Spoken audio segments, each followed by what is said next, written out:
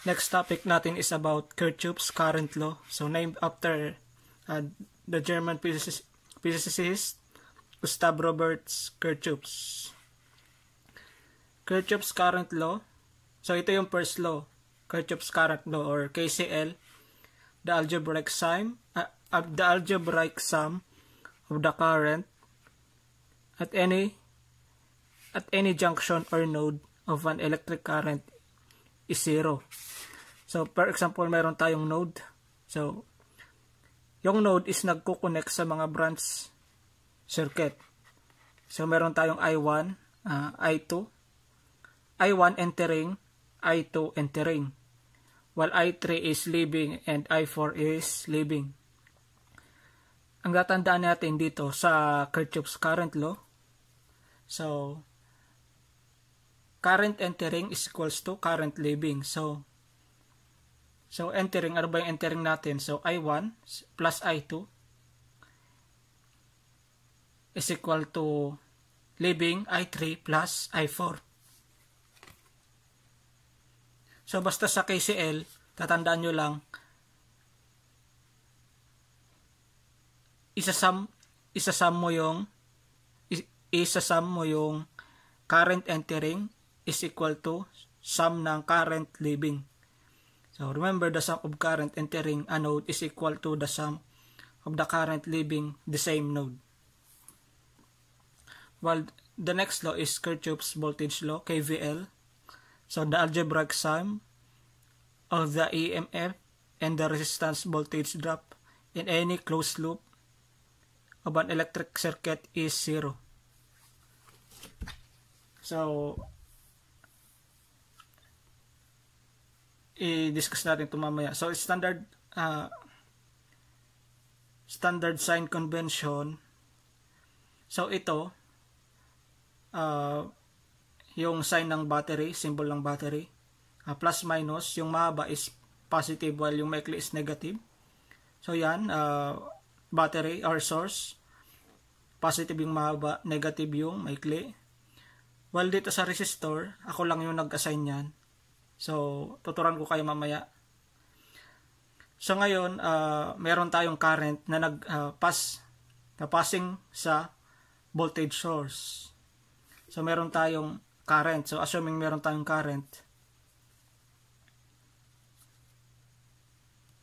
or assume direction. So, direction ng current. So,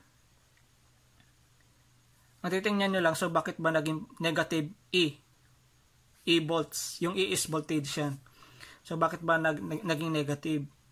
So, ang titingnan nyo lang is yung malalas touch ng tail ng arrow. So, ano ba yung sign na malalas touch ng tail ng arrow? So, negative E. Well, dito, ano ba yung sign na malalas touch ng tail ng arrow na to? So, positive. So kaya naging positive E. While dito sa resistor, ano ba yung sign na malalas touch ng arrow? So, negative, IR. IR is voltage. So, para dito ito sa KVL. Voltage yan. So, para ito sa KVL. While dito, bakit ba naging positive IR? IR means volts yan, di ba? Sa Ohm's law. So dito, bakit naging positive IR? So, positive IR siya kasi yung last touch nitong arrow na to is positive. So, so positive siya kaya naging positive IR. So, itong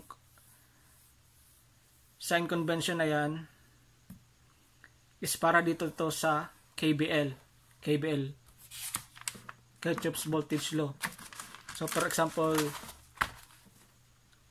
meron tayong circuit diagram. So, yung mga sign na yan, ako lang naglagay niyan. So, ito, symbol ng voltage source. So, yung mahaba, positive, di ba? So, So, yung mahaba is positive, while yung maikli is negative. Ako lang yung naglagay niyan. So, given na yan sa circuit. So, given na yan kung alin yung mahaba, alin na yung maikli. Given na yung mahaba saka yung maikli sa diagram. Well, dito sa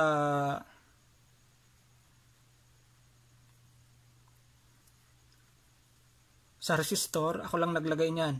Sa resistor, yung sign ako lang yung naglagay. So remember, sa discussion ng battery, yung current is magsisimula dito sa supply voltage. So dyan magsisimula yung current. So ang direction ng current is going positive to negative. So iikot yung current. So ang direction is, yung I1 is papaganon. Papaganon siya. Papunta dun yung arrow. So magiging siyang plus minus. Well, dito, yung current dito, yung I2, so ako lang naglagay niyan, I2, so dito magsisimula yung supply, yung current is magsisimula sa positive papunta negative. So ang current is papunta doon, papunta dito.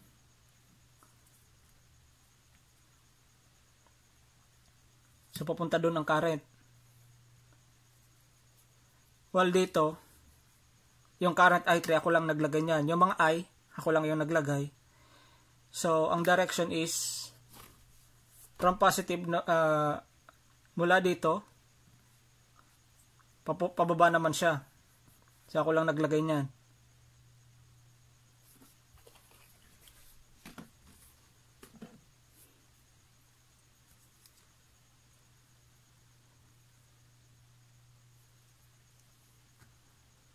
So, from dito na positive, so positive,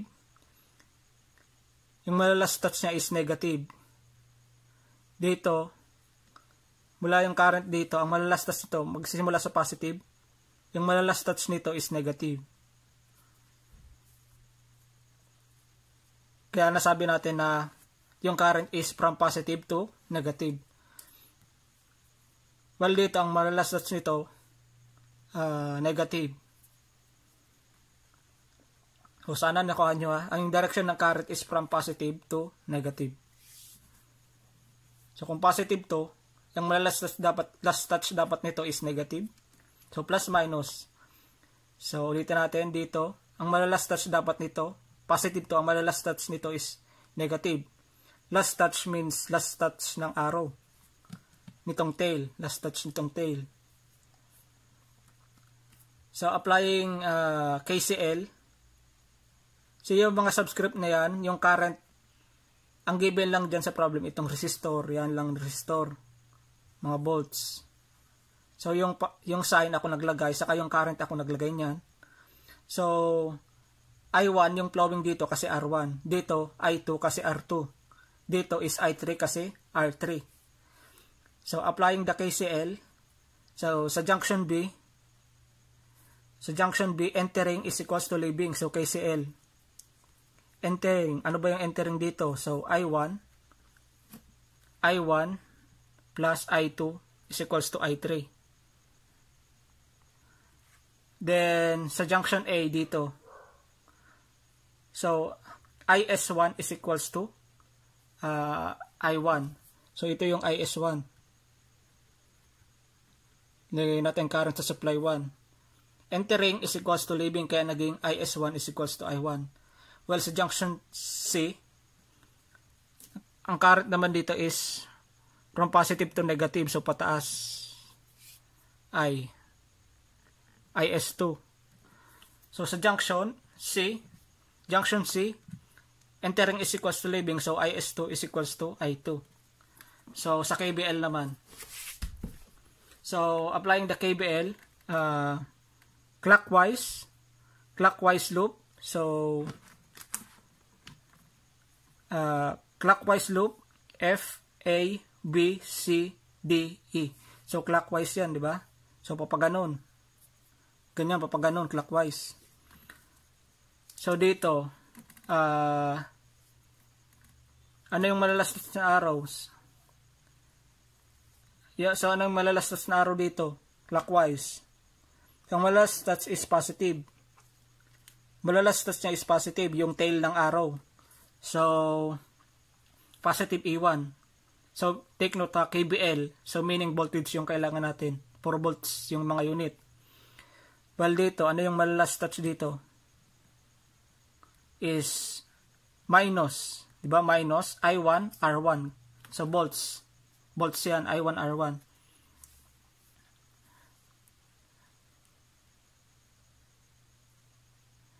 While I3, so loop FABEF, FABEF, ito yan, FABEF. So yan yung loop. So sa pagkuha ng KVL, loop yung kinukuha natin. So itong loop na to, yan ang loop na yan. Ito yan. Ito yan sa equation 1. Is equal sa 0. Equal natin sa 0. So, tatlo lang kukunin natin dyan. Ito, saka ito. Kasi wala naman na iba. Tatlo lang. While sa loop, DC, BED, DC, BED. So, yan ang loop na yan. So, itong loop. Ito is equation 1. So, sa pagkuha ng mga equation, yung mga closed loop lang yung kukunin natin. So, diyan tayo kukuha. Ito na yung equation 2. So, paano natin nakuha yan? So ako, ang assumption natin is clockwise. So, ang malalastats ng arrow na to is negative E2. So, yan, negative E2. So, next, ito na. So, anong malalastats na arrow nito? Kung clockwise to, clockwise. Anong malalastats?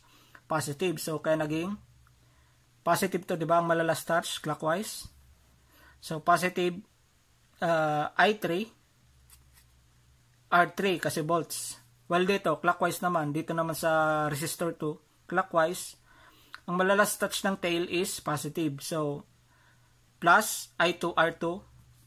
So, nakuha na natin yung tatlo. 1, 2, 3. So, yan lang naman yung mga given. So, natapos na yung isang loop. So, yan na yung equation 2. While sa equation 3, F, A, B, C, D, E, F. F, A, B, C, D, E, F. So, isang closed loop na naman. Ito naman. Yan, closed loop yan, di ba? Pangatlong loop. So, clockwise, loop, F, A, B, C, D, E, F. So, dito muna tayo. Unahin natin to. So, kung clockwise, direction, so, anong malalastas nito sa supply? So, positive, di ba? Positive E1. Well, dito, ano yung malalastas ng clockwise direction na current natin? So, negative. Yung sign na malalastas niya is negative. So, I1, R1. So, dito naman, sa resistor 2, ano yung sign na malalastas? Kung clockwise, pag ganun. So, positive. I2, R2. Well, dito, yung malalastas, kung clockwise direction, so, malalastas niya is negative. Last touch means yung malalast touch ng tail na to. Last touch ng tail. So, equals natin sa 0. So, sa power, kung power ang pinapahanap, P1 is equals to I1 R1. So, dito yon power dito. E1 I1. So, power is equals to IB, di ba? Ito. Power sa 2 ay P1 is equals to I1 squared R1. Kung given yung current sa resistor. Well, dito sa power sa 2 ohm resistor, I squared 2 R2. Well, power dito sa 3, yung current flowing, so I3 squared R3. So, power supply 1, so PS1 dito. So, meron tayong volts, saka meron tayong current. So, gagamitin natin is power is equals to IB. PS1 is equals to E1 IS1. Or PS1 is equals to E1 I1. So, E1 I1, bakit naging I1? Kasi I1 is equals to IS1. So, by Kirchhoff's current law. So, power supply to PS2 is equals to E2 IS2 or PS2 is equals to E2 I2. So, dito sa junction na to, IS2 is equals to I2.